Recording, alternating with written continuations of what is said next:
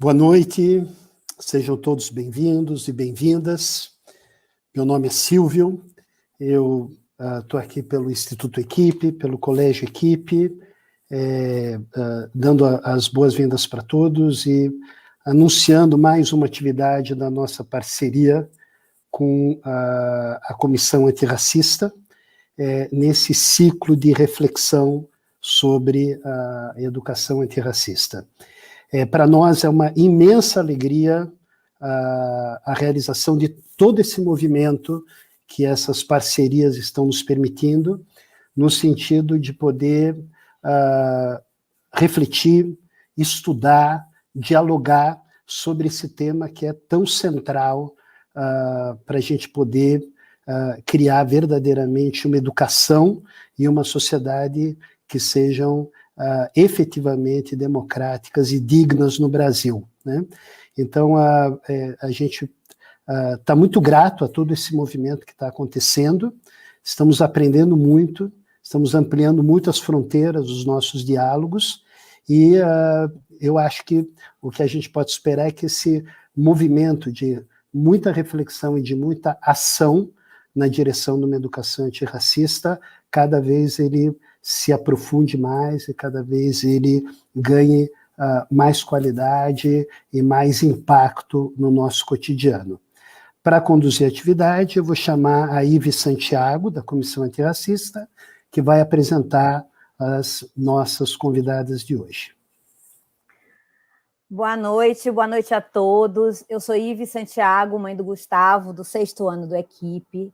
Sou membro da Comissão Antirracista do Equipe, e em nome da comissão eu gostaria de agradecer a todos a presença, agradecer ao Instituto Equipe, ao Colégio Equipe pela parceria, e à Escrevedeira também, nossa parceira aqui para esse evento. Gostaria também de agradecer as palestrantes, né, que cederam seu tempo aqui, a sua expertise para a gente discutir essa questão tão central no nosso país. A ideia do nosso ciclo por uma educação antirracista é promover o letramento da comunidade escolar e também discutir e fazer uma reflexão crítica sobre a educação hoje, dentro do contexto do racismo estrutural. A ideia também é propor, é olhar para o futuro e propor novas estruturas para que a gente alcance essa educação igualitária, onde todos estejam inclusos na medida da representatividade populacional, a representatividade negra, revisão de currículo, enfim, várias ações estruturantes precisam ser adotadas, e é isso que a gente pretende discutir hoje. Conto com a ilustre presença da nossa querida Edneia Gonçalves e nossa querida Rosângela Acioli, que eu vou fazer uma breve apresentação aqui, olhando para minha colinha. A Edneia Gonçalves, ela é educadora e socióloga, pós-graduada em educação pela Pontifícia Universidade Católica, pesquisadora na área da educação de jovens e adultos, tem experiência em avaliação de projetos socioeducacionais, formação de professores, educação antirracista e de gênero. Rosângela Acioli é minha conterrânea, é pedagoga, doutoranda no programa de pós-graduação Educação e Contemporaneidade da UNEB, pesquisadora e ativista na área de educação pluricultural, ex-presidente da campanha da Unicef por uma infância sem racismo. Enfim, a gente conta aí com duas experts para a gente discutir e propor reflexões relevantes. Faremos a apresentação hoje em 3 temas centrais, e elas vão dialogar dentro desses 3 temas, e ao final vamos abrir para as perguntas do chat e também para as perguntas da comissão que foram elaboradas. Bem, iniciando aqui como um tema central, a gente tem educação e racismo estrutural. O segundo tema será como estruturar uma educação antirracista, uma escola antirracista, e o último tema é a análise das implicações sociais e internas de uma escola que se posiciona como antirracista. Meninas, podem entrar, sejam bem-vindas. Obrigada, boa noite a todas, boa noite a todos. Eu aproveito o canal de diálogo para agradecer à Comissão Antirracista do Colégio Equipe, ao Instituto e Colégio Equipe, a IVE, já vem conversando já há alguns dias, um abraço afetuoso aí, afroabraço, afroafetos, também para a companheira de jornada, Dideia Gonçalves também, afroabraços e afroafetos para todos que estão nos assistindo também nesta noite, e que possamos contribuir com essa discussão tão importante, tão propositiva. E a comissão antirracista do Colégio Equipe vem, assim, configurando, né? Já vem desenhando há algum tempo. E eu acredito que este momento seja também um momento importante para todos e todas. Então, nós vamos discutir um pouquinho sobre a questão do racismo estrutural e a educação, não é? Primeiro dizer que a escola brasileira não foi pensada para a população negra. É um debate muito forte, é uma afirmativa muito veemente e provocativa também, mas é verdade. A escola brasileira, a escola inaugural, ela não foi pensada para a população negra. E isto é muito interessante de nós pensarmos quando a gente discute o racismo estrutural.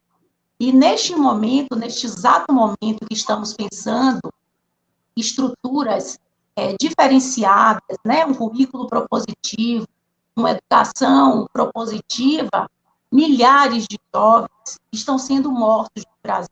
Né?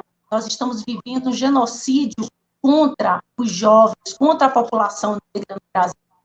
E este é um efeito do racismo estrutural. Então, quando falamos de racismo estrutural e educação, é necessário pensarmos também nas questões sociais que estão imbricadas aí, não é?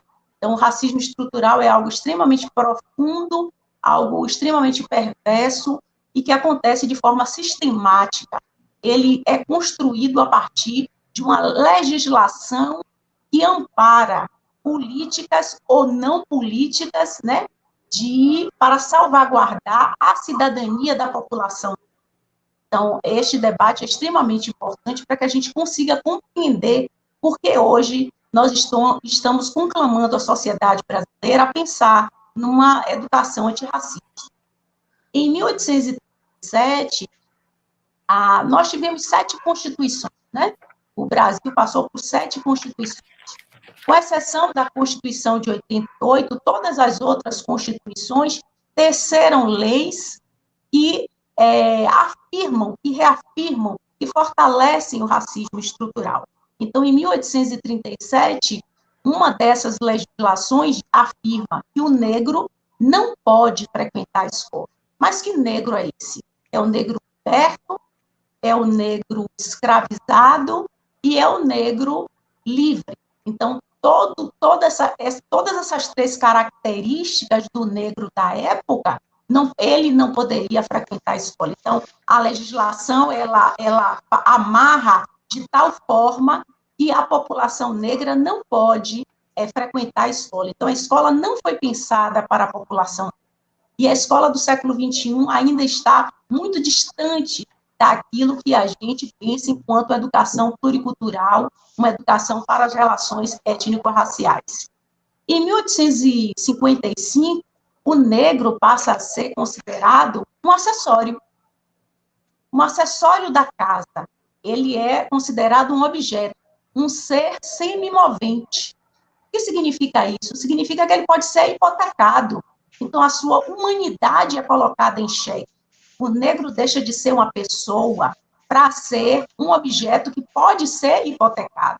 E isso é algo extremamente forte, é algo extremamente perverso, e que veio e está no bojo das constituições do Brasil. Né? Então, é preciso que a gente reflita muito sobre essas questões da legislação que amparam e que ampararam o racismo estrutural, as consequências do racismo estrutural que nós vivemos hoje, a exemplo de, como eu citei inicialmente, do genocídio praticado contra a população negra. Em 1911, já pulando aí para após a abolição da escravatura, houve toda uma política de permanência dos imigrantes no Brasil, não é? Uma política com passagens, com pagamento de ferramentas, com todo um projeto de permanência dos imigrantes no Brasil, em detrimento da população africana. Então, no pós-abolição, a população africana e africano-brasileira que aqui estavam não receberam nenhum subsídio do Estado brasileiro. No entanto, os imigrantes recebem esse subsídio para permanência, não é? Então, é sobre isso que a gente está falando, é sobre essa diferenciação na legislação brasileira, no tratamento dado aos imigrantes e o tratamento dado à população negra, e que vai se constituir hoje, no século XXI, como racismo estrutural. Uma outra questão muito importante é que nós somos frutos de uma sociedade que escravizou por mais de 400 anos. E nós só temos 132 anos pós a abolição da escravatura. É outro dado importante que a gente precisa sempre discutir, que existe aí uma construção simbólica da população negra, não é? Que foi construída também tomando por base essa legislação, essas legislações, essas constituições brasileiras, né? Então, é preciso que a gente também faça sempre essa volta ao passado para compreendermos o que é racismo estrutural hoje, na contemporaneidade, né? Do que a gente está falando e do que a gente está fazendo, como a gente está fazendo esse contraponto histórico, né? Então, somente em 2011, 2001, o Estado brasileiro, em um congresso internacional, assume essas legislações como legislações racistas e conclama-se e também se responsabiliza a projetar políticas reparatórias. Então, nós já estamos aí há bastante tempo para construir políticas reparatórias, né? Políticas de equidade racial, né? E em 2003, nós vamos, então, o Estado brasileiro, junto com o movimento negro, constrói a Lei 10.639, que coloca a obrigatoriedade do ensino da história e cultura africana e africano-brasileira nas escolas públicas e privadas, mas essa lei ainda nós não conseguimos vê-la implementada em todas as escolas, né? Então, ainda estamos discutindo que currículo é esse que queremos apresentar às nossas crianças, aos nossos adolescentes, em pleno século XXI. Então, a escola ainda é extremamente eurocentrada. Nós falamos do Império Romano, nós falamos do feudalismo, nós falamos da Revolução Industrial, nós falamos do Iluminismo, mas não falamos do patrimônio civilizatório africano e africano-brasileiro. Nós não falamos na escola do continente africano, da riqueza do continente africano. Então, é sobre isso que hoje eu acho que o debate vai se aprofundar ainda mais um bocadinho, com a fala aí de Edneia, as contribuições de Edneia, e passo aí a palavra para a Ive, para que a gente possa continuar provocando um pouquinho mais esse assunto. Edneia, fica à vontade aí para fazer seu contraponto, sua complementação, e a gente vai provocar. Não é nem um contraponto, né? É conversar um pouco sobre as implicações desse cenário que a Rosângela colocou também, né? Eu acho que a gente pensar que somente em 2001, lá no congresso em Durban, que o Brasil admite, né, oficialmente, aparece um documento dizendo que o racismo existe, que o Brasil é um país racista e que, por causa disso, seria necessário construir também uma série de ações afirmativas para poder sair dessa situação. E aí eu acho que entra a primeira questão, né? O que a gente chama de ação afirmativa, né? Ação afirmativa é qualquer ação que você coloque, que você starte a partir da conclusão de uma situação insuportável, uma situação inaceitável, a partir da conclusão de que precisamos avançar. a questão do racismo no Brasil exige muitas ações afirmativas e a educação é o ponto de partida para a maioria delas, né?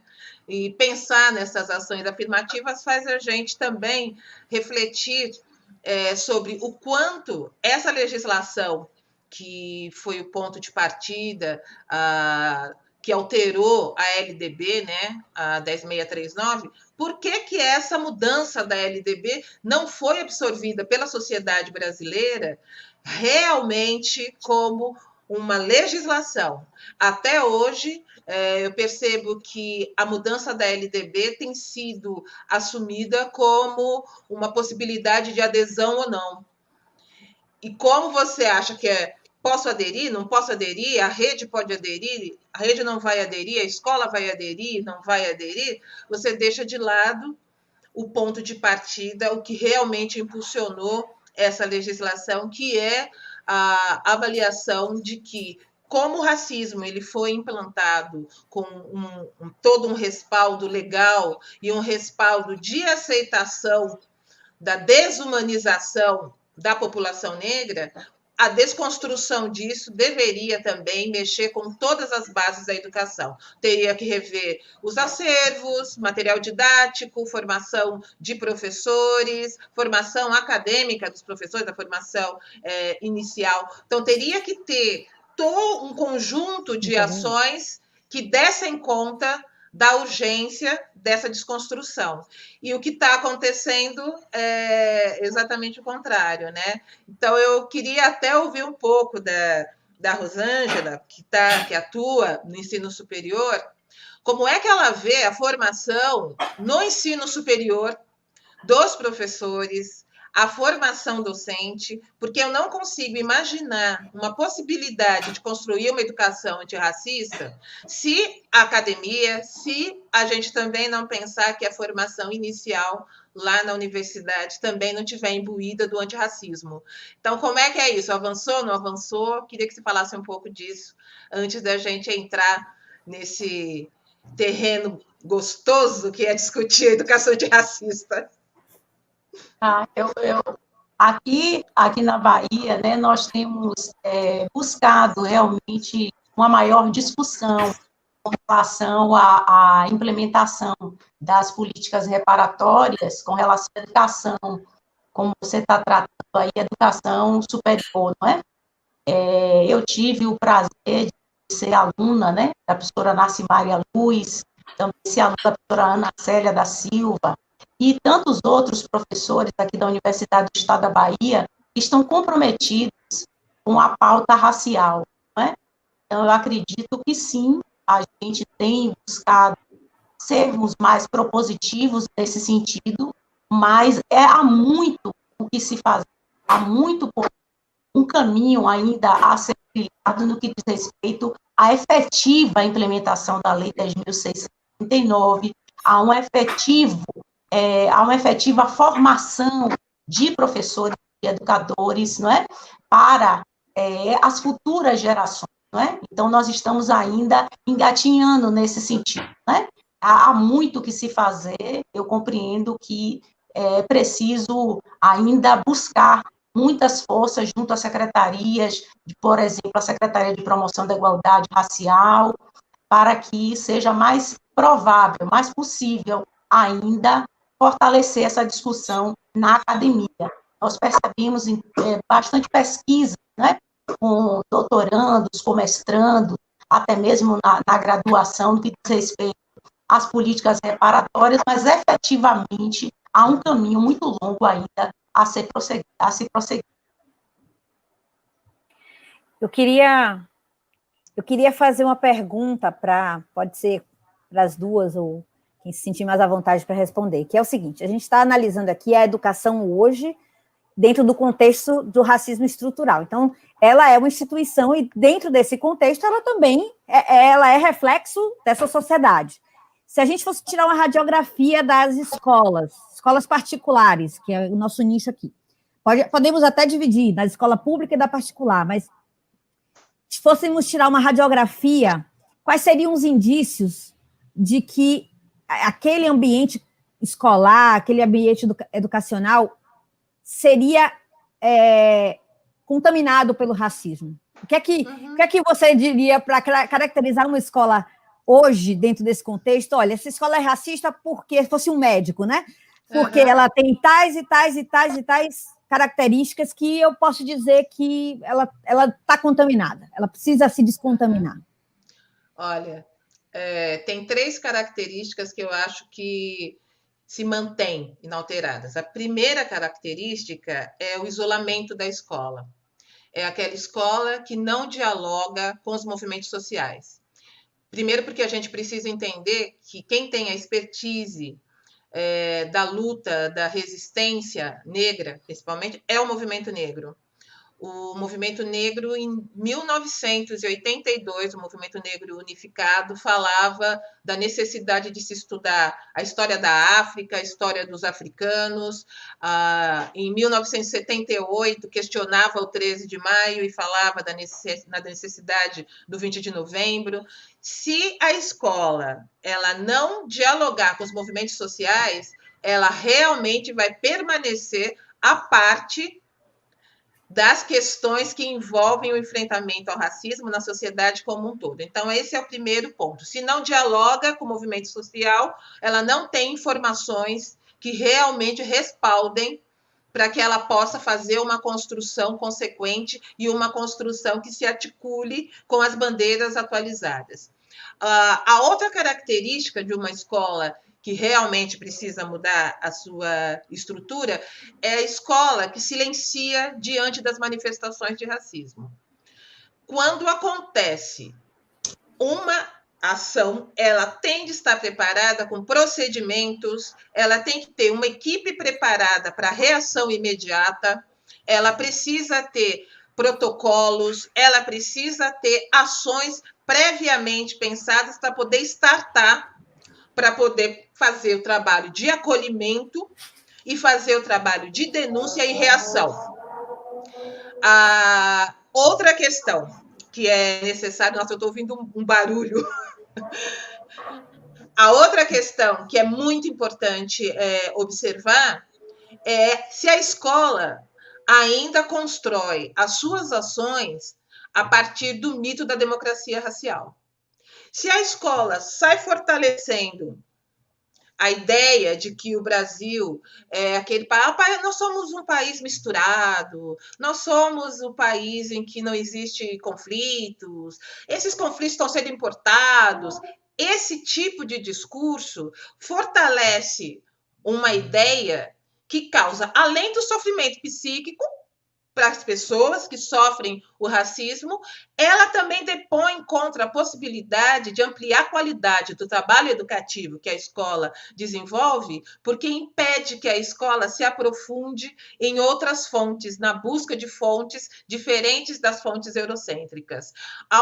Um outro cuidado que eu acho que pode fazer com que a gente identifique se a escola ela realmente precisa mudar as suas bases, é o quanto essa escola está disponível para discutir o racismo. Porque tem uma questão muito séria no Brasil, que é o racismo sem racistas.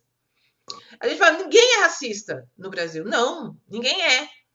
E quando a gente conversa com as redes, e aí, Ive, eu te falo que a rede pública e a rede privada, em um sentido, é exatamente igual. Exatamente igual.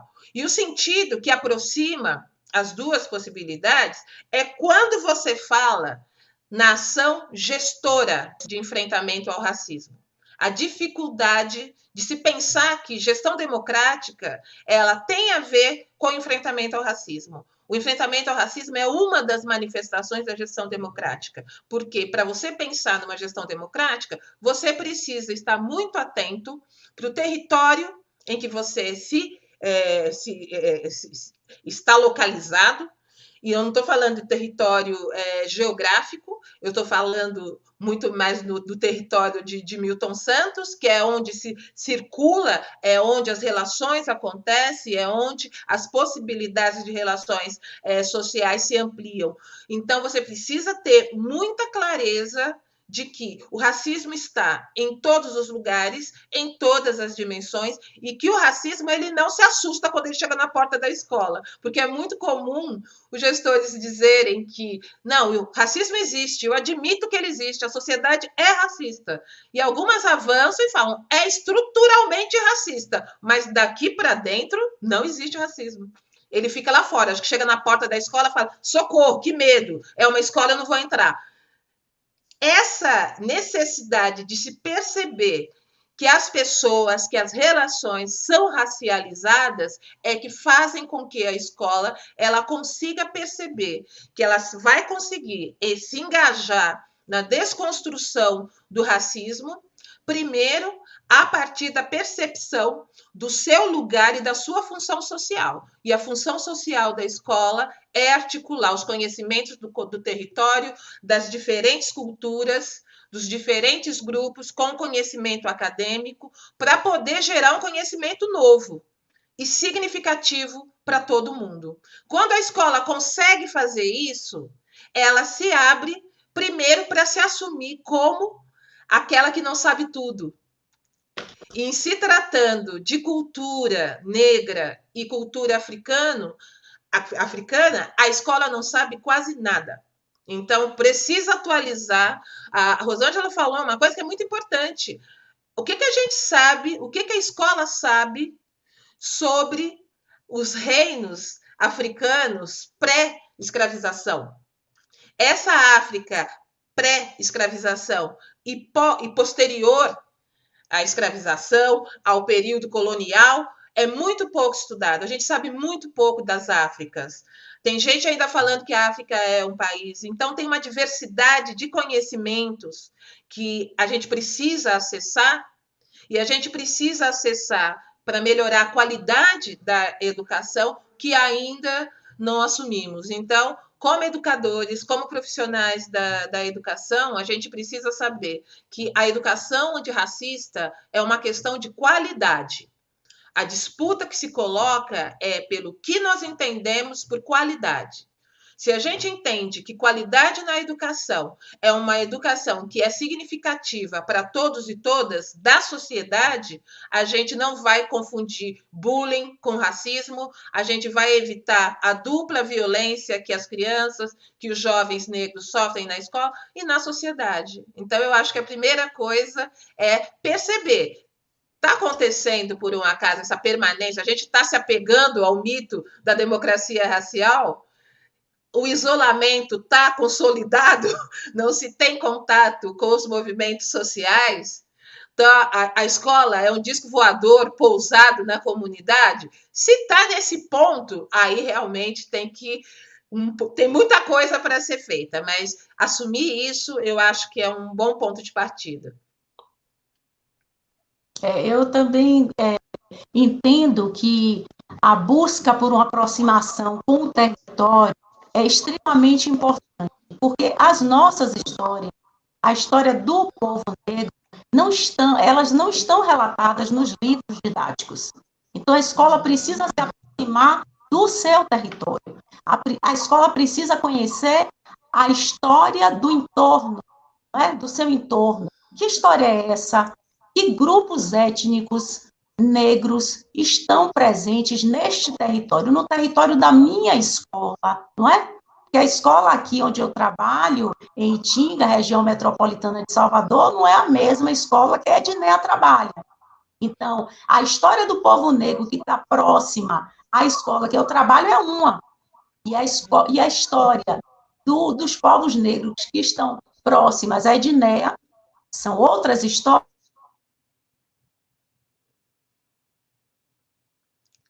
Acho que travou.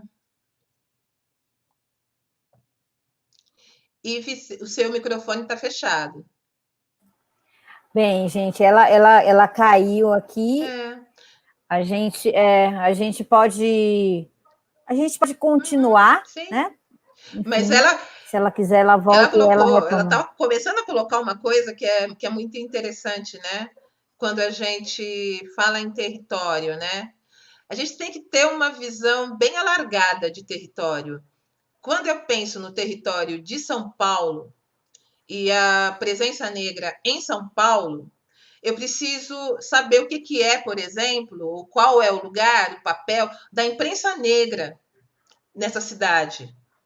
A gente precisa saber que muito da narrativa de resistência está registrado na imprensa negra brasileira, na imprensa negra que começa a partir da primeira etapa pós-abolicionista, né? E a gente precisa também entender como é que essa história de resistência ela está presente nos territórios e como ela está presente dentro da escola. Então, pensar um pouco como é que a gente vê esse território e identifica a presença negra nos territórios, vai um pouco além da gente fazer o levantamento das escolas de samba, vai um pouco além da gente fazer a roda de capoeira. Tem muito mais questões e tem muito mais indícios da presença negra em toda a construção da história econômica, religiosa, da história cultural dos territórios, que a escola também precisa se apropriar para poder fazer com que faça sentido essa educação que ela chama de antirracista, né? Eu sempre falo e repito, a gente precisa pensar que está falando de qualidade na educação. Voltou. Ela voltou. Ela voltou. A Edneia estava retomando aqui. Olha, eu estou vendo uma pergunta aqui, eu nem sei se eu preciso responder já, mas eu estou vendo uma pergunta e me deu vontade de responder. Então responda, minha flor, responda. Uma pergunta aqui do Vladimir Menezes, a perspectiva de alguma iniciativa do atual governo federal para a promoção de uma educação antirracista? Caso não, quais seriam as alternativas mais viáveis para compensar? Primeiro, não tem. Não tem, porque o mito dessa democracia racial está instalada lá no governo e não tem jeito. Eles acreditam que não tem racismo. Se não tem racismo, não precisa desconstruir, não precisa de educação antirracista. Isso não é uma questão. E aí a questão, acho que vai para além de o que fazer para compensar. Não, tem que denunciar. Não tem como compensar, porque a educação brasileira, não só a pública, mas as diretrizes da educação pública e privada, depende de um diálogo com uma percepção que foi muito difícil de ser construída por educadores, por ativistas, pela academia, de que a educação brasileira tem um papel singular na desconstrução do racismo. Então, precisa ser denunciado, nós precisamos jogar luz sobre grandes práticas. Eu acho que esse movimento, por exemplo, das escolas privadas buscando essa articulação e explicitando o seu antirracismo e exigindo que esse antirracismo se torne realmente práticas, formações, se torne uma visão realmente desse espaço escolar, eu acho que é uma ótima forma de denúncia e de construção de possibilidades e de alternativas. Mas é muito sério porque é um retrocesso, não é um retrocesso de 10, de 15, é um retrocesso de 50 anos.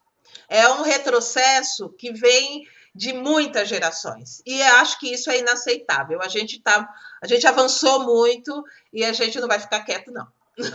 A educação não vai ficar quieta. Não. Isso aí. Isso aí. Rosângela, você tem algum ponto para complementar? Ou a gente já passa para o segundo tópico, segundo grande tema, que aí é um tema auspicioso, né? Auspicioso, olhar para o futuro e pensar como construir esse ambiente igualitário que nos represente, né, na nossa medida, né? Somos 56, 54, 56%. Como pensar nesse lugar, né? Então, Edneia, posso a palavra é sua. Pode, vem com força. Não, a primeira coisa que eu acho que, quando a gente pensa na construção da educação antirracista, tem uma necessidade inicial, um princípio fundante, que é a gente pensar que o que sustentou o tempo todo a ideia de que existia uma hierarquia entre um povo, entre uma cultura, entre pessoas, o que sustentou foi a possibilidade de desumanização. Então, quando a gente pensa em enfrentar o racismo, a gente tem que pensar que é uma luta por um marco civilizatório, que é a gente assumir que todos são seres humanos, que os direitos humanos eles têm um lugar importantíssimo na educação, para que essa educação assegure condições, possibilidades de enfrentamento das desigualdades aqui no Brasil. E pior que isso, tem que fazer com que essa necessidade ela seja tão forte, tão necessária, que nós comecemos a repensar as bases da nossa educação. Tem uma pesquisadora que eu tenho uma admiração imensa, que é a Zoilda Trindade, faleceu há poucos anos, faz uns 3 anos que a Zoilda faleceu. E a Zoilda, ela discutia valores civilizatórios afro-brasileiros para a educação infantil. Ela dizia o seguinte: não tem como a gente trabalhar esse entendimento da humanidade se a gente não trouxer para a educação o que são os valores afro-brasileiros. E aí ela fala de cooperativismo, ela fala de força vital, ela fala o tempo inteiro do lugar das grandes rodas. E trazendo esses princípios, ela consegue falar que a diversidade dos conhecimentos africanos, das experiências africanas, das culturas que existem no continente africano, estão presentes aqui no Brasil, mas estão presentes nas nossas identidades. E isso tem que ser um motivo, isso tem que ser também motor de pesquisa, isso tem que ser motor da construção de projetos político-pedagógicos. Se não dominarmos esses valores civilizatórios afro-brasileiros, a gente vai construir todo um processo educativo baseado numa ideia de que não houve resistência, uma ideia de que os negros, os afro-brasileiros, esse povo foi um povo passivo, que não trouxe conhecimentos para o Brasil. E essa ideia de que a resistência negra constrói e constitui a história brasileira é que muda as fontes, é que muda as possibilidades das áreas dos conhecimentos dialogarem e construírem outras formas de se ensinar, outras metodologias e outras formas também de pensar os letramentos de resistência. Essa possibilidade de construir essa escola nova, essa escola antirracista, ela não pode acontecer sem a presença dos negros.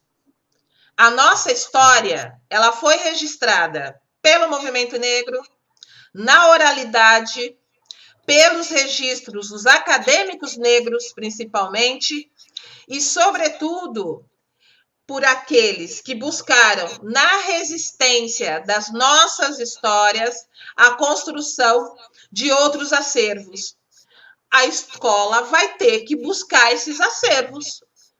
Hoje a escola não tem. Aonde estão esses acervos? Nos slams, no hip hop, na capoeira, nas religiões de matriz africana. Se a escola não se abrir para essas fontes, ela vai continuar querendo construir uma educação antirracista a partir de fontes eurocêntricas e racistas. Então, descobrir essas fontes, encontrar o diálogo que faz com que ela se aproprie de uma outra forma de pensar o Brasil e o que é a identidade brasileira, é que vai fazer com que esse processo realmente seja um processo extremamente cooperativo, extremamente importante para todos e para todas, e a gente não pode esquecer que quando a gente fala em enfrentamento às desigualdades, enfrentamento ao racismo, esse enfrentamento ele é interseccional. Então, não tem como a gente ser antirracista, mas ser homofóbico, ser transfóbico. Não tem como a gente escolher uma forma de enfrentar a desigualdade. A gente vai ter que enfrentar a desigualdade de forma interseccional, mas guardando o que é específico de cada história, de cada uma das possibilidades que o Brasil criou para chegar na desigualdade que a gente vivencia hoje. Olha, A minha conexão tá indo e voltando aí. Então, mas vamos lá. Isso, vai lá, Rosângela. Eu gostaria de falar de uma experiência, né, que aconteceu aqui na década de 70, que foi a experiência da mini comunidade Obabií, que esteve à frente o professor Marco Aurélio Luz, mestre Didi, professora Narcimária. Dentro do Ileaxel Pofujá, que foi uma experiência, não é, inicial de vanguarda, dentro de um terreiro de candomblé, em que as crianças iam estudar e, ao mesmo tempo, se aproximavam dos valores civilizatórios, né, existenciais, relacionados às religiões de matrizes africanas, né? Então, eu acho que essa é uma experiência também belíssima, que a gente, que nós já estamos construindo, de certa forma, de alguma maneira, dentro das escolas aqui na Bahia, e essa foi uma experiência inicial, inaugural, mas hoje, dentro do Ileaxel Pofujá, nós temos uma escola que ela hoje é da prefeitura, é a Escola Maria Eugênia Ana dos Santos, mas sim, ela trabalha com os valores existenciais. Legal. E algo muito interessante que aconteceu na época, está registrado no livro Obabií, do professor Marco Aurélio Luz, é que esta iniciativa surge justamente de que as crianças dizem, né, quando estão no terreiro com seus pais, com seus avós, né, em convivência, eles dizem, olha, a escola não nos quer lá.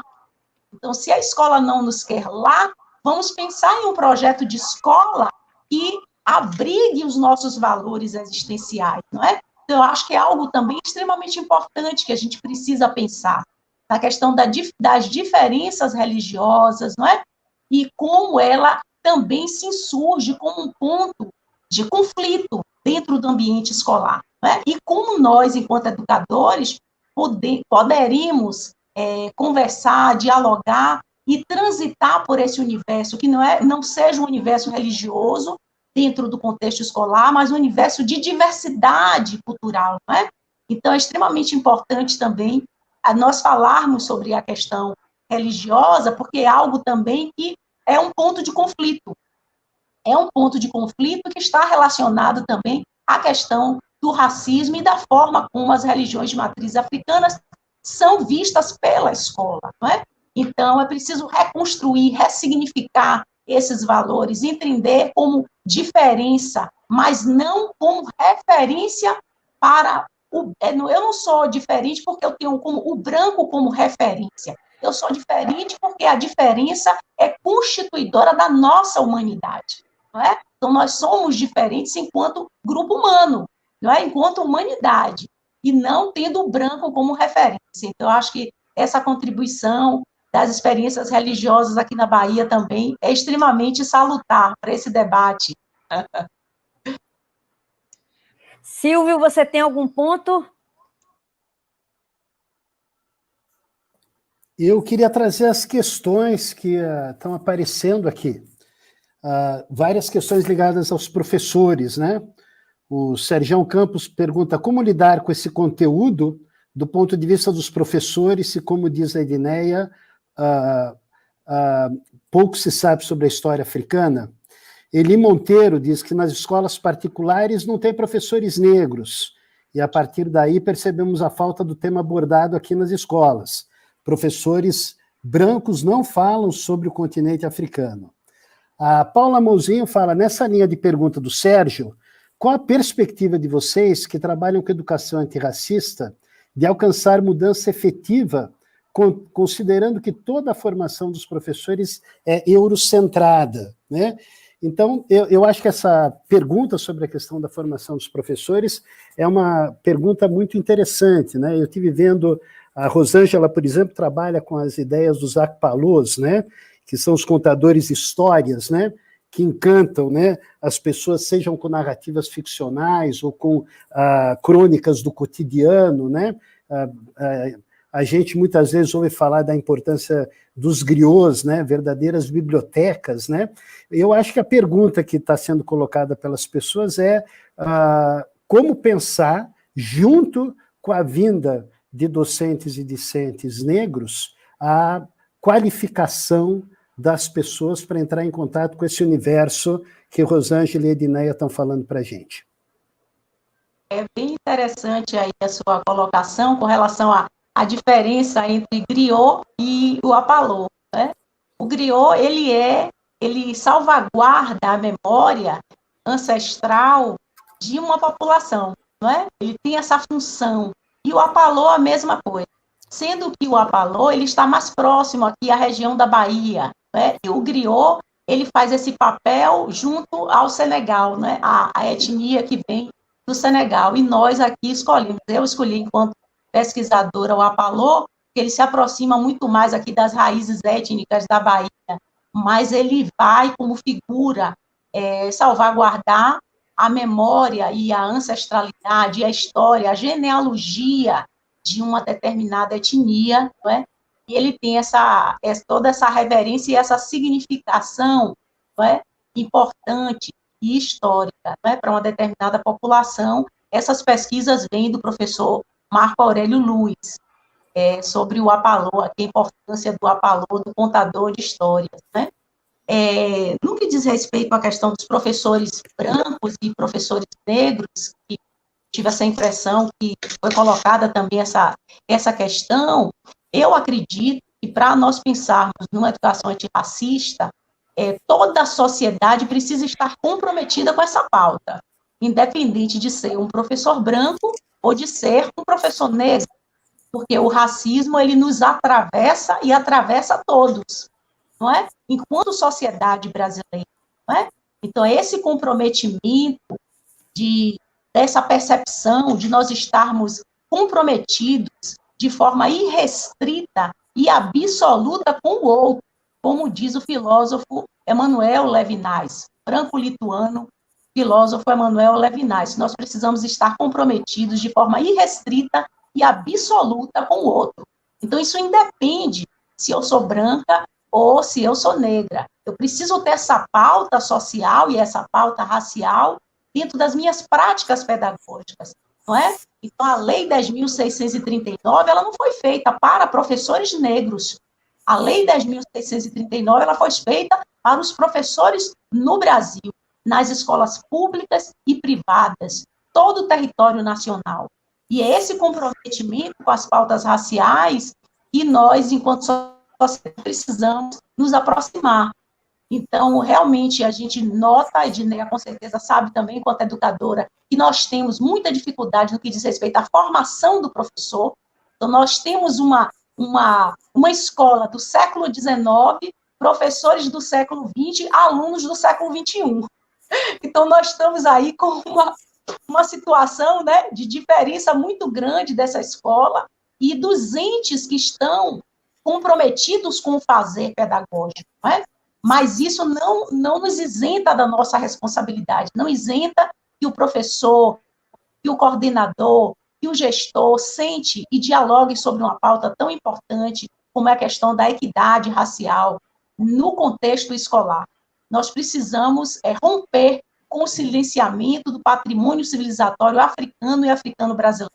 Então, a formação do professor ainda tem sido uma busca individual, não é? O professor é que tem feito esse movimento, mas as secretarias de educação de todo o estado, todos os estados brasileiros precisam se comprometer com a pauta racial, no sentido de fazer realmente formação de professor, de discutir essas questões raciais, porque muitos professores que estão hoje na escola, quando passaram pela universidade, sequer tinha pauta racial nas universidades. Hoje nós já podemos nos aproximar das pautas raciais dentro da própria universidade, né? Então, quando eu estive na Universidade do Estado da Bahia enquanto graduanda do curso de pedagogia, eu encontrei grupos de pesquisa, e ainda existentes até hoje, que discutem as pautas raciais e que buscam educadores, né, democratizar o acesso dessas informações para os educadores que vão se comprometer com as futuras gerações.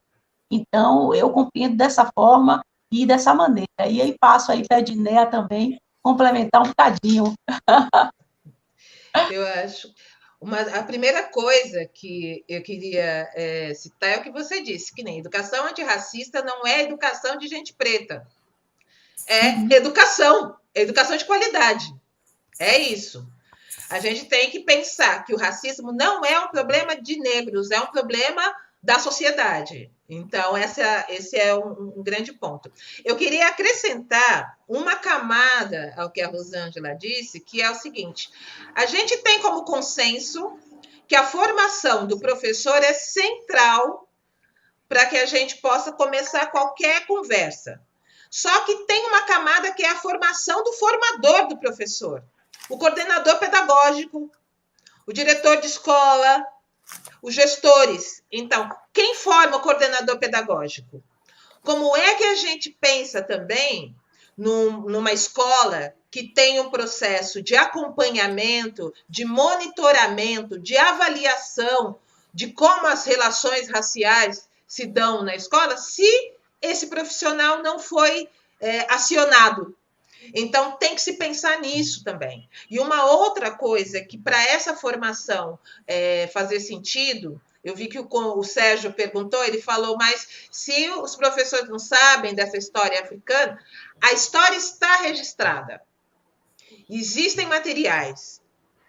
Os materiais foram produzidos e foram produzidos de forma enlouquecedora a partir, principalmente, de 2001. A partir do momento em que se colocou como um objetivo importante a construção dessa educação antirracista, a implementação de uma legislação que transformou, que mudou, que alterou a LDB, materiais foram produzidos e contatos foram feitos para que a gente pudesse dialogar com outras fontes. Eu sou ativista há muitos anos. Então, eu leio, por exemplo, Bell Hooks desde os anos 90. Os livros da Bell Hooks que eu li em 1990, 91, estão sendo lançados no Brasil agora. Mas a militância, os ativistas, os pesquisadores pretos sempre leram, nós sempre buscamos referências. Nós lemos, nós convivemos, nós estudamos Lélia Gonzalez. A Lélia Gonzalez está sendo agora lembrada. Mas a Lélia Gonzalez foi importantíssima para se pensar uma educação antirracista, foi importantíssima para pensar no lugar da mulher negra, quando a gente faz qualquer tipo de análise, e foi importantíssima para pensar nesses valores civilizatórios também. Sueli Carneiro está produzindo muito até hoje, a gente precisa ler, e tem os autores africanos. Quem que a gente conhece? Na literatura, começaram a aparecer autoras negras africanas nas livrarias. Eu levei um susto um dia, eu vi um livro da Paulina Chiziane no aeroporto. Eu falei, gente, olha a Paulina aí.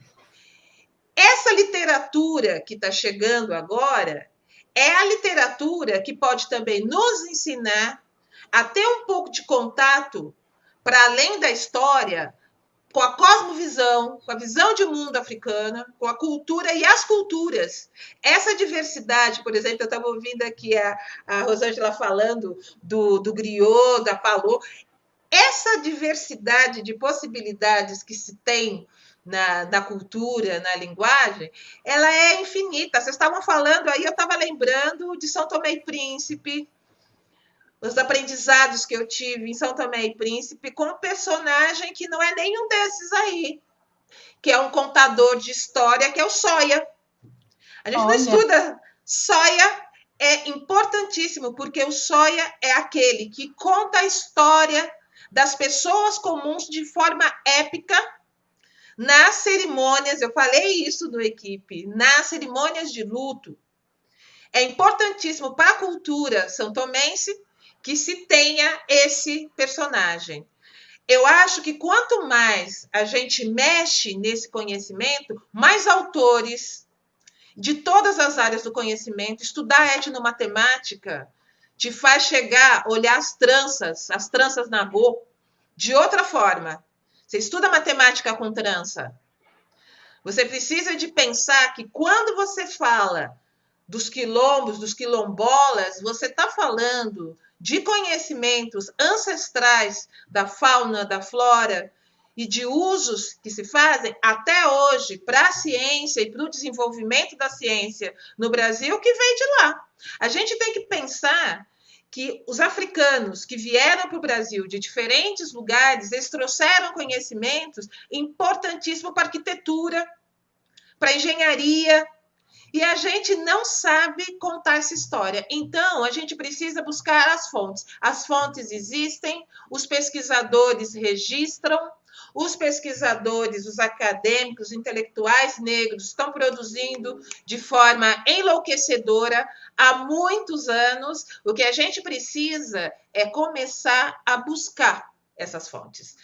Sempre que eu tenho uma oportunidade de pensar em África, tem um livro que é um autor que eu amo, que é Amadou Hampâté-Bâ, que é um cara que é um grande intelectual, nascido no começo do século passado, mas ele se preocupou em registrar os conhecimentos que ele tinha da cultura ancestral de uma forma que nós, em diáspora, ou outros pesquisadores europeus, americanos e de qualquer outro lugar, pudessem acessar. Então, conhecer esses autores vai muito, muito além da gente construir só uma história mais próxima do que a gente acha que é conhecimento negro ou conhecimento africano. O trabalho não é pouco, mas passa muito pela formação dos formadores para que eles possam também conduzir com autonomia o processo de acompanhamento, o processo de avaliação da implementação de uma educação realmente antirracista. Eu acho que é bacana também a gente pensar na possibilidade desse diálogo com o território, né, Edneia? Porque, assim, tem muitas histórias que estão escondidas, né? Nós sabemos, muitas histórias aí pertinho lá da nossa escola, né? Por exemplo, no território em que eu atuo, Lauro de Freitas, nós temos uma história muito interessante, que é o Levante do Rio Joanes. Aconteceu em 1814, Alsace junto com Nagôs. Imagina, é um fenômeno fora de África, né? Praticamente inusitado, né? Em África nós não vimos essa junção, não é? E aqui os Nagôs se juntam com os Alsás para fazer um levante contra o processo colonial, contra a escravização, a partir de um repertório dos negros islamizados e não islamizados. Então, essa história nós não temos registrada nos livros, não é? E a nossa luta aqui, enquanto ipitanguenses, não é? É justamente a de registrar, é de trazer num livro, ou numa dissertação, ou numa tese, porque tem muitas dessas histórias em todo o território brasileiro a serem descobertas, não é? Então, é bacana também essa proposição, essa provocação do professor ir pesquisar lá no seu território, no miudinho, o que é que está acontecendo, qual é a etnia que está lá no terreiro de Candomblé, pertinho. E por que eu estou falando tanto de terreiro de Candomblé? Porque o terreiro de Candomblé, gente, é um museu a céu aberto. Foi ele que salvaguardou a memória daquele território em específico. Então, por isso que a gente precisa ir lá conversar, dialogar, saber quais são as etnias que fazem parte daqueles terreiros, que fazem parte da territorialidade da minha escola, não é? Então, esse diálogo é extremamente importante. E não é um diálogo religioso, é um diálogo cultural. É um diálogo de respeito à ancestralidade, de respeito às insurgências do povo negro em todo o Brasil, não é? Então, pensar que os terreiros de candomblé se insurgiram contra um processo colonial perverso de perseguição religiosa para salvaguardar um patrimônio civilizatório local, não é? E que também se expande para o Brasil. Então, eu acho também essas histórias que estão ainda a serem descobertas é uma delícia e provoca aí os professores a buscarem isso também. Eu vi aqui alguém perguntando o nome do livro que eu citei, chama O Menino Fula. Ah, sim. O autor é Amadou Rampateba. Depois eu escrevo aqui o nome. É maravilhoso, gente. É uma das coisas mais bonitas que eu já li na vida. Tem muitas possibilidades hoje da gente fazer esse exercício que a Rosângela está falando, né? A gente pensa que, vocês imaginem, os africanos que vieram para cá, eles vieram de locais diferentes, culturas diferentes, grupos diferentes, línguas diferentes. Quando se encontram aqui, o que foi uma estratégia muito importante para você também combater os levantes, né? As línguas eram diferentes, eram outras culturas. Agora, a partir do momento em que a inteligência dos africanos fez com que fossem forjadas novas possibilidades e estratégias de troca, estratégias de permanência de saberes importantes. O que eles trouxeram estava na memória, tá na cabeça, está no corpo. Esses conhecimentos, eles foram, sobretudo, preservados nas religiões de matriz africana, principalmente no candomblé. O candomblé tem a língua, ele tem a linguagem que conta essa história. Então, quando a gente pensa do lugar da religiosidade africana, o lugar dos saberes africanos dentro dos terreiros, a gente já tem uma ideia da quantidade de distância que se tem de uma qualidade realmente no trabalho de cultura. Eu vi semana passada, eu vi uma matéria com curadoras de artes plásticas negras. Uma discussão. Eu conhecia a Diane Lima, que faz um trabalho maravilhoso. Eu sou muito fã da Diane, porque ela discute essa contemporaneidade da africanidade, né? Africanidade no sentido de Petronilha, né? Esses saberes, esse lugar da curadora que fala, que reconhece os saberes que estão nos terreiros, preservados nos terreiros e atualizados, porque quando a gente fala em terreiro de candomblé, a gente não está falando só de passado ancestral, a gente está falando de sankofa. A gente está falando da possibilidade de se construir futuro a partir do conhecimento da ancestralidade, mas com a cabeça de hoje. Para mim, não existe maior representação do afrofuturismo no Brasil do que o terreiro de candomblé. E é disso que se fala quando a gente cobra, exige que a qualidade da educação se aperceba do que está acontecendo no seu entorno.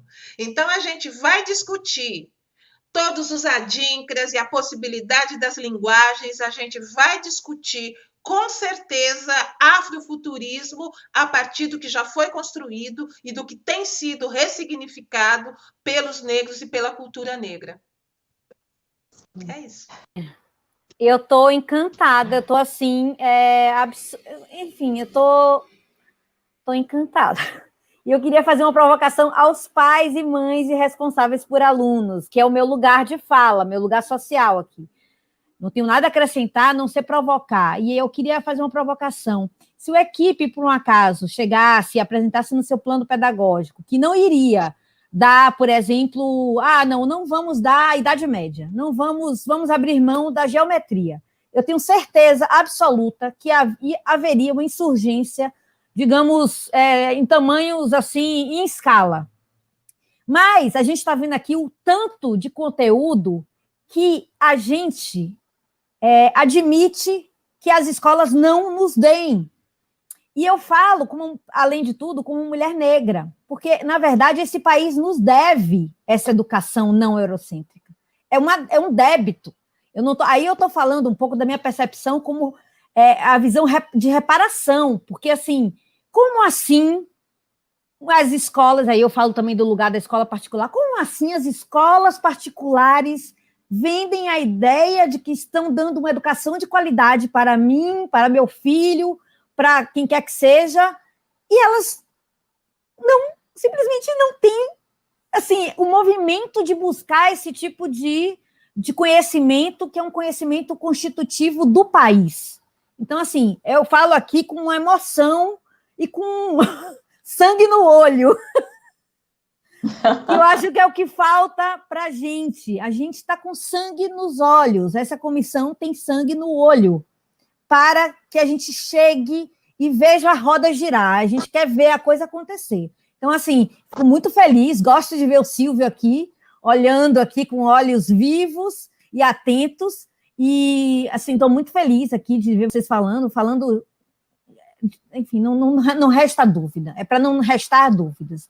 Eu sei que a gente tem algumas perguntas aqui, mas a gente já tem também um bastante avançado da hora. Então, a gente tem ainda um tema central, que é a questão das implicações em se assumir como antirracista, como uma escola antirracista. O que é que significa estar no mundo e dizer, eu sou, bater no peito e falar, eu estou em processo de me constituir como antirracista. O que é que significa para dentro da escola e para a sociedade? E aí é um bate-papo entre as duas. Depois disso, a gente passa para as perguntas que estão sendo feitas aqui, e aí eu seleciono as que têm mais aderência ao que foi falado, ou que têm uma relevância maior para a gente. Podem começar, meninas. Eu vou começar e aí passo para a Rosângela depois. Olha, a primeira coisa, eu acho que é importante para a escola se constituir em antirracista, primeiro a escola assumir que a história das relações raciais no Brasil, que as histórias da população negra no Brasil tem que ser construída a partir da resistência negra. Quando a gente pensa na história da resistência, os valores mudam um pouco, os conteúdos mudam um pouco. Então, a gente vai parar de pensar que é só em novembro que a gente tem algum compromisso em construir essa história, em falar de resistência e ter uma visão positiva, equitativa das relações raciais. O tempo inteiro a gente está aqui falando de equidade, a gente está falando em valorização da diferença e a gente está falando em enfrentamento a desigualdades. Então, tem muito trabalho para ser feito. Mas se esse é o princípio, a gente vai pensar no currículo. Qual a implicação para o currículo? Qual é a implicação? A gente vai ter que ler a mudança lá da LDB com outros olhos, com olhos de compromisso. Porque ali, o que fala é o seguinte, vai ter que estudar a história de África, não fala que é a África a partir da escravização, é história de África, de um continente que é o princípio de tudo. E aí, se eu falo que é para contar essa história, eu vou também ter que pensar na África hoje. Quem são os pensadores? O que esses pensadores, o que esses literatos, o que essa academia e o que esse povo me ensina sobre resistência, porque quando a gente pensa na história da África, a gente tem que pensar que a gente está falando na perspectiva brasileira, um país que resistiu até o final, até quando não tinha mais jeito, mas tentou continuar escravizando enquanto deu. E a gente vai ter que questionar essa história também. Tem um livro, eu estou cheia de livro na cabeça, gente, que eu estava escrevendo, agora eu estou com os livros na cabeça. Mas eu sei que esse chama Raízes do Conservadorismo Brasileiro. É um livro que conta a história do abolicionismo a partir da imprensa, das matérias de jornal. E se a gente pegar, tem uma manchete, foi a manchete de um diário do Maranhão, do dia 14 de maio de 1888. E a manchete era a seguinte: abolida a escravidão. E o que faremos agora com os vagabundos? O que faremos agora com esse povo solto na rua? Precisamos criar colônias para que eles possam ser preparados para a cidadania. Precisamos contê-los. Lendo essa matéria do dia 14 de maio, eu acho que a gente entende muito da visão que se tem da população negra no Brasil. Nós somos perigosos, vagabundos e precisamos ser tutelados. Romper com isso é um trabalho, no mínimo, é o mínimo de trabalho que a educação tem que fazer. Essa visão que estava lá atrás é a visão que está por trás do genocídio da juventude negra, é a visão que está por trás da visão que se tem das mulheres e das meninas negras, é a visão que se tem hoje nas disputas no mercado de trabalho e nas oportunidades diferenciadas. Isso se manteve. Mudou a fachada, mas essa visão, ela se manteve. Então, a escola que pretende se construir esse processo antirracista, ela precisa, primeiro, nas suas bases, descobrir aonde está a resistência negra em todas as áreas de conhecimento, em todos os níveis de ensino. Aonde ela colocou a formação para a diversidade vista de forma positiva. Aonde está o conhecimento sobre a África atual e os conhecimentos afro-brasileiros em todas as suas dimensões no Brasil. A escola vai precisar fazer uma avaliação, ela tem que construir um diagnóstico de como andam as relações raciais dentro da escola. É a partir daí que a gente consegue começar a ver quais são as potencialidades que essa escola tem, porque essa escola tem uma trajetória de construção, de defesa da democracia. Então, como é que esse histórico, como é que essa base pode contribuir para que a gente construa realmente uma proposta educativa que tenha como base esse antirracismo real. Aí vai ter que ter realmente profissionais negros. Sabe aquela história do nada sobre nós sem nós? Tem que ter profissional negro em todos os níveis, em todos os espaços. Precisa de ter o diálogo com o movimento negro. Precisa dialogar com a escola pública, onde estão a maioria dos estudantes negros. Precisa ter estudante negro também, mas num lugar que acolha a sua cultura, um lugar que acolha o seu corpo, a sua estética e os seus conhecimentos. Eu acredito que uma escola que realmente revoluciona é a escola que consegue fazer essa articulação entre os diferentes conhecimentos para produzir realmente ciência e conhecimento significativo para todo mundo. Isso não é um trabalho fácil, não é um trabalho que você começa e para no meio do caminho. E é um trabalho que realmente mexe nas bases, porque é um trabalho que traz para o centro da roda a exigência de humanidade de todos. Então, a gente precisa trabalhar de forma humanizada, de forma crítica, de forma coerente com os princípios, todas as dimensões do fazer pedagógico, todas as dimensões da gestão escolar, entendendo que enfrentamento ao racismo é sinônimo de democracia. É isso. Vou puxar o gancho aqui de uma fala de Adinea sobre a matéria que você viu, né, no jornal, com certeza de 1890, né, que é a lei da vadiagem. Vamos prender o negro que está na rua, não é, sem fazer nada, transitando nesse pós-abolição. Não, e aí, 14 de maio de 1888. É uma discussão que se faz da legislação que tinha acontecido no dia anterior. Depois eu te mando. 88. Mas exatamente. É isso, a vadiagem vai acontecer em 1890, que é justamente o encarceramento começa, né, o encarceramento da população negra, não? Em 1890, passa a existir na legislação brasileira, não é? Esse fato, provavelmente, fruto dessa matéria que você está dizendo aí. O que vamos fazer? Dessa visão de mundo.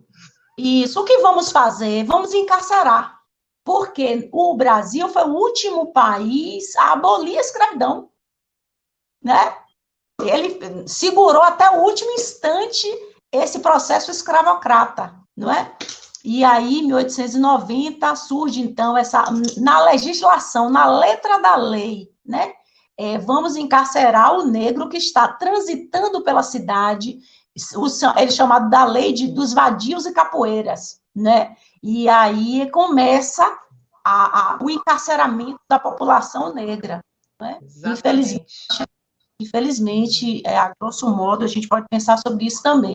Com relação à formação do professor, né? Nós estamos sempre falando sobre formação de professor, falamos do gestor, falamos do coordenador, mas eu gostaria de acrescentar outras pessoas que são formadores e que estão na escola, que são as merendeiras, que são os porteiros, não é? Que são as pessoas que acolhem as crianças negras quando elas chegam na escola. E aí eu digo pelas minhas próprias experiências, não é? Nós estamos muitas vezes empolgados, fazendo um projeto antirracista na escola e tal, e aí chega uma menina ou um menino com o seu cabelo black e alguém diz, prenda o cabelo, menino, prenda esse cabelo, menina, né? Então, todo o trabalho que você está fazendo de autoestima, de reconhecimento do fenótipo, não é? De valorização da sua autoimagem com a criança, vai por água abaixo. Então, quando se fala de uma educação antirracista, a gente precisa pensar também em todos os entes da escola. Nós precisamos formar a sociedade brasileira. E como a gente está falando desse nicho em especial, que é o nicho da escola, eu acrescento ainda mais essas duas figuras muito importantes, muito queridas, mas que precisam passar também por um processo de formação, porque quando ele sai dos portões da escola, ele se encontra com essa sociedade, que também vai vê-lo e vai racializá-lo, não é? Então, é preciso que ele também compreenda as agruras dessa sociedade, saiba se defender e saiba também tratar o outro, não é? Tratar a outra, enfim, eu acho que também é importante a gente pensar sobre isso. A questão do currículo é extremamente significativo, essa questão de trabalhar datas comemorativas, né? Porque a gente acaba por deshomenagear o homenageado.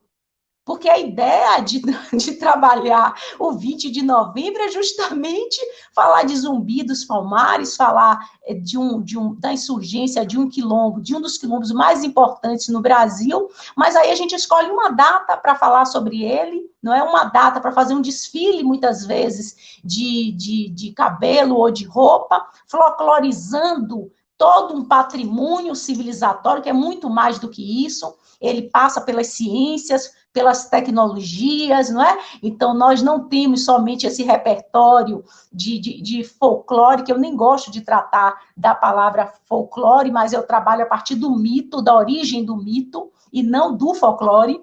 Então, é preciso que a gente repense isso enquanto escola, né? Que a gente precisa, sim, trabalhar durante todo o ano o currículo, no currículo escolar, desde o primeiro dia em que eu coloque os pés na escola, até o último dia que eu saia, precisa estar lá as histórias das insurgências negras, precisa estar lá o continente africano, precisa estar lá na decoração da escola a minha cara preta. Precisa estar lá, né? O meu fenótipo. Eu preciso decorar a escola com aquilo que eu sou, com aquilo que a sociedade brasileira é, não é? Então, é importante que a gente faça essa representação de forma positiva, porque a escola, o status quo da escola defende um ambiente eurocentrado, e quando você desconstrói isso, você precisa desconstruir também na sua decoração, na forma que você trabalha, não é? A partir de uma reverência de circularidade, não é? De escutar o outro, não é? De perceber é o AG1, que é o comer junto lá em Yorubá, significa comer juntos, né? Então a gente vai para a merenda? Não, nós vamos para o AG1, vamos comer juntos, porque ali está toda uma roda de circularidade, de conhecimento, onde o conhecimento passa não de forma verticalizada, mas de forma horizontalizada, onde todos têm algo para aprender e todos têm algo para ensinar.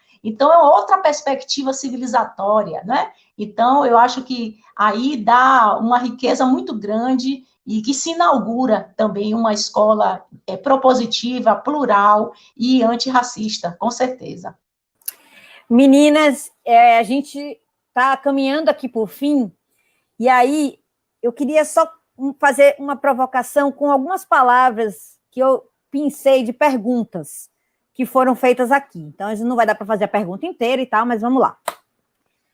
Bolsa versus bolsas em escolas privadas versus fomento de escola pública.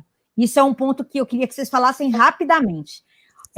Outra coisa existe alguma referência em outro país de escola, modelo antirracista de educação, que a gente pudesse, pelo menos, falar assim, para a gente buscar, pesquisar e tal? E qual é o papel dessa escola antirracista com a comunidade, com os pais? Que tipo de interação se faz com isso? Então, rapidamente, as duas aí, um bem bolado. Rapidamente é uma piada, né? Tá lindo, né? Ela conseguiu pegar várias das perguntas das pessoas que estão participando. Muito legal, muito legal. Eu gostei, eu achei as perguntas ótimas, eu gostei foi do rapidamente, né? Vai lá. Primeira coisa, vamos lá, eu vou dar uma pincelada no que der. Primeira coisa, com os pais.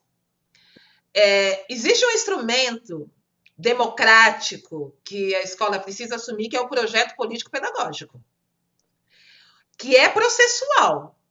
A construção do projeto político-pedagógico da escola, sua atualização, é o espaço de discussão em que a comunidade escolar ela é provocada a repensar e a propor novas possibilidades de caminhos, de enfrentamento das dificuldades do campo da aprendizagem, do ensino e da sociedade. Então, eu acho que essa atualização do projeto político-pedagógico, que tem que ser regular, é um processo que tem que ser startado e o primeiro tema tem que ser a educação antirracista. E aí entra uma questão política seríssima.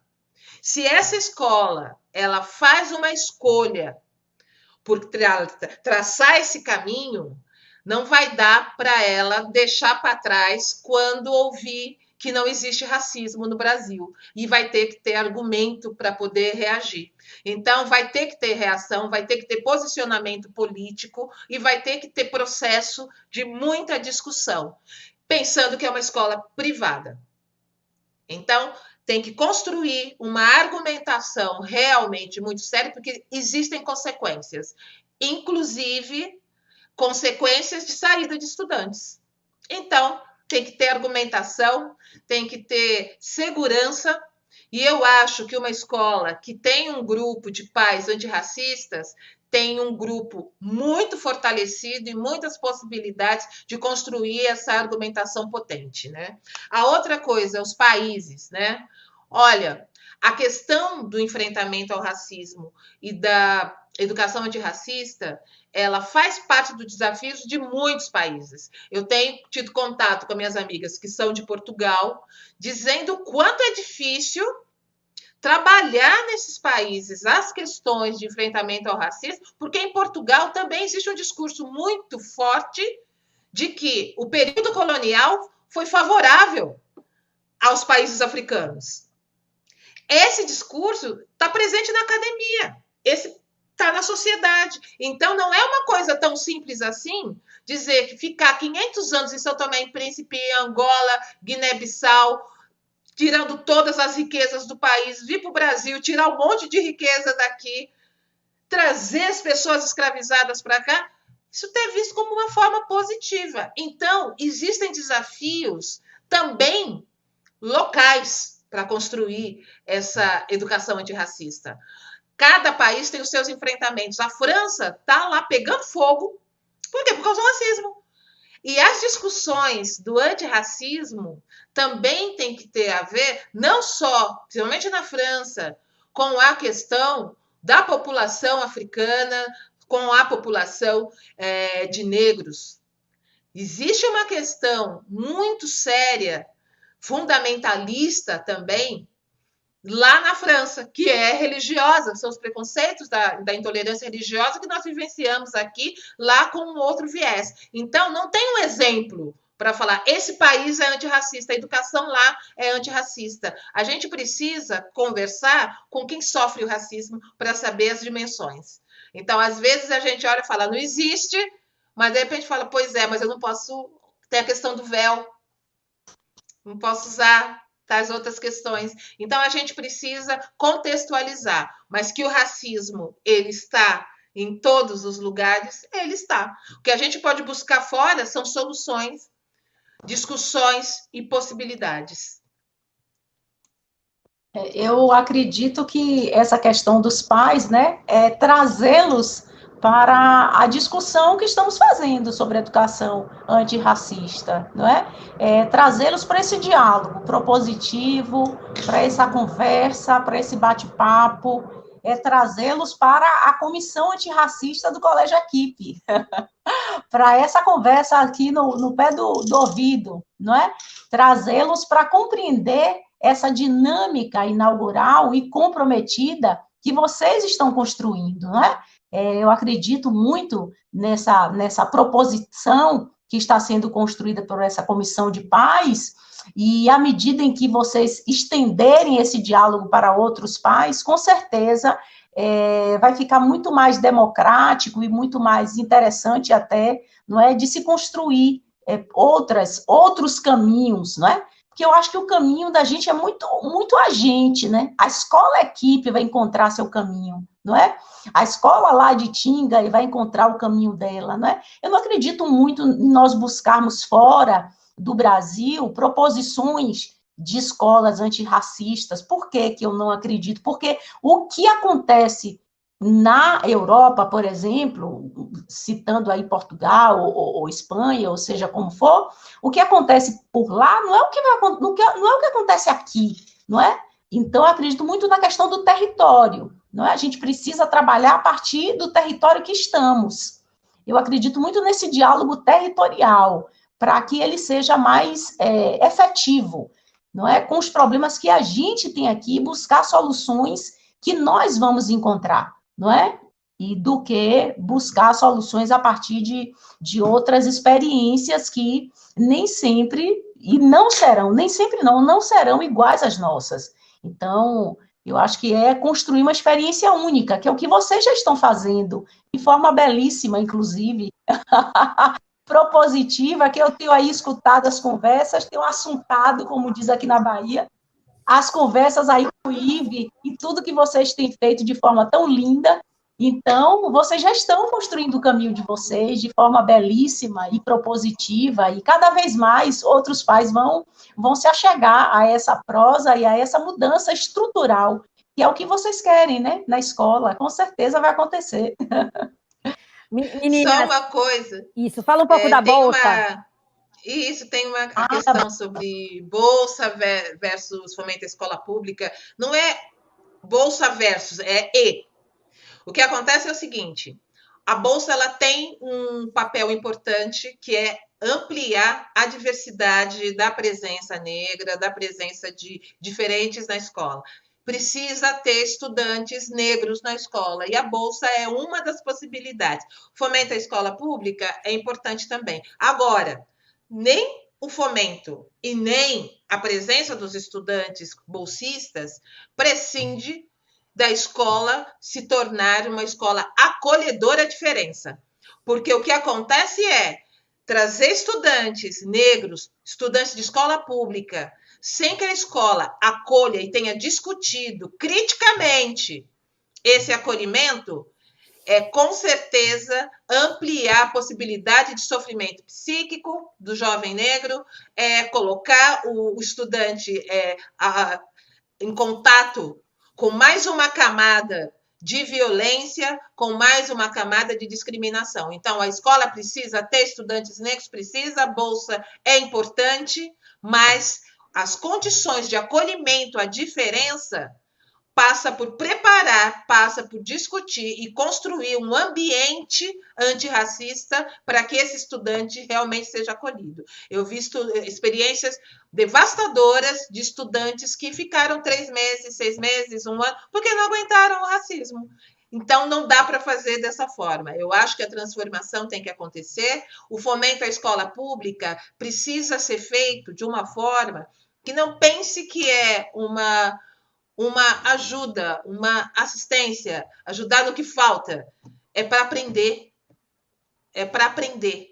A escola pública sabe coisas, sabe muito sobre a convivência e a possibilidade de se trabalhar de uma forma muito mais humanizada, cooperativa, do que a escola privada. Então, essa proximidade, o fomento é para aprendizado. Então, é troca, é a possibilidade de articulação de saberes. E se for para aprender junto, eu tenho certeza que todos os outros processos que vocês tratarem, eles vão ser mais bem-sucedidos. Olha, Ive, posso fazer um comentário rápido antes de terminar? Fica à vontade. Porque eu fiquei lá com a fala do Levinas, da Rosângela, que ele diz que, na ética, o direito à existência do outro tem primazia sobre o meu. Então, ele diz que, inclusive, o não matarás seria a versão atual disso, né? Não colocarei a vida do outro em risco, né? E eu acho que um dos desafios que você está perguntando, Ive, quando você fala da escola, tem a ver com isso, porque, de um lado, a gente tem que falar do genocídio, nós temos que falar do Beto Freitas, do Carrefour em Porto Alegre, e como o Rui Castro diz que os gritos dele são a verdadeira trilha sonora da história dos negros no Brasil, né? Mais do que o funk, mais do que o samba, né? Então a gente tem uma história terrível por aí, e ao lado disso nós temos histórias lindas e maravilhosas e inspiradoras que andam nessa fala de hoje, né? Que nos levam até a possibilidade de ter mais e mais identificações com culturas que a gente quer conhecer. E eu acho que daí que aparece o que a Edneia está falando, porque eu não posso falar em nome da escola, porque a escola é uma escola crítica, que eu imagino que, nesse momento, cada educador da escola, eu imagino que cada pai está pensando alguma coisa muito singular. O que eu estou pensando é o seguinte, o que nos aproxima e o que nos deve nos aproximar são as nossas diferenças. Eu falo isso no meio de uma fala onde eu estou aqui com 3 mulheres incríveis negras, né? Então, o que eu teria a dizer é que as nossas diferenças têm que ser pontes. As nossas diferenças têm que nos aproximar. Por quê? Porque o Brasil é craque em fazer com que a gente conviva com a ideia de identidades de fachada, absolutamente superficiais, pouco trabalhadas, pouco estudadas, né? Pouco convividas e pouco trocadas, e elas sim que legitimam segregações e divisões, né? Então, se hoje eu puder falar alguma coisa do que eu diria na Comissão Antirracista e no cotidiano da escola, é que essas diferenças sejam pontes, e que essas diferenças sejam possibilidades de encontros, né, que possam, de alguma maneira, sonhar, desenhar, criar, não? Novas relações e novas educações aí em torno do que a gente está querendo fazer e agir no nosso dia a dia. Bem, gente, estamos chegando ao final. Enfim, foi um bálsamo essa nossa conversa, muito necessária, maravilhosa. Estou vendo os comentários aqui, todo mundo muito estimulado, e que esse estímulo sirva para a gente fazer a roda girar, né? Vamos agir, vamos botar em prática todo esse conhecimento maravilhoso dessas mulheres inspiradoras, e eu estou muito feliz. Bem, eu não sou boa de acabar com evento. Silvio, fica à vontade, acaba com isso aqui, porque por mim eu continuaria. Não, nós não vamos acabar, nós não vamos acabar.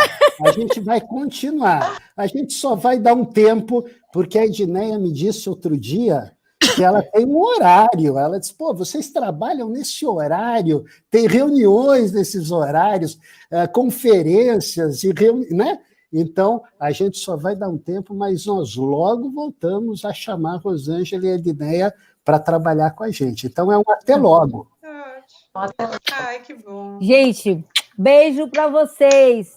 Afrobeijos, afroabraços. Afrobeijos, afroabraços.